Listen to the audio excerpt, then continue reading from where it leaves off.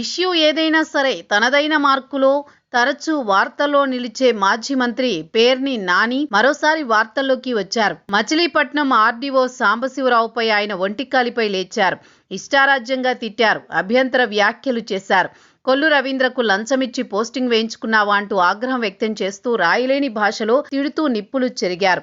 ఒక దశలో సాంబడు తమాషాలు చేస్తున్నావా, మంత్రి దగ్గర చెంచాగిరి చేసి బాగా మూటలు పట్టుకు వెళ్ళొచ్చని అనుకుంటున్నావా, మీ ఇష్టారాజ్యంగా దోచుకుంటున్నారు, ఆడి దగ్గర వీడి దగ్గర లంచాలు తీసుకుంటున్నారు, భోజనం మానేసి మరీ లంచాలు తింటున్నారంటూ మండిపడ్డారు.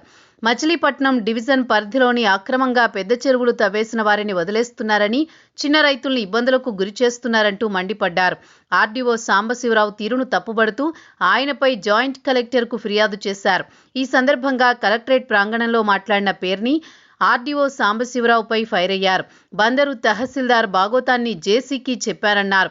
జేసీ సంషేర్లా ఉంటే సాంబడు మరోలా ఉన్నాడు. కోనపల్లి తుమ్మలపల్లి ఓ రైతు తన 80 సెంట్లలో చెరువు రిపేర్లు చేసుకుంటే మీ తాతకు పట్టాలున్నాయా, ఆ పట్టా తీసుకురాని ఆర్డీఓ అన్నాడు. లేదంటే చెరువు పూర్తి చేస్తానంటూ బెదిరింపులకు దిగాడు. సాంబశివరావు, నీకేం పోయే కాలం, నీకు కలేజా ఉంటే నిజంగా రెవెన్యూ అధికారివైతే కానూరు, పెద్దపట్నం రెవెన్యూ గ్రామాల్లో మడ అడవి తవ్వుతుంటే ఏం చేస్తున్నావు, నీకు సిగ్గులేదా అంటూ విరుచుకుపడ్డారు.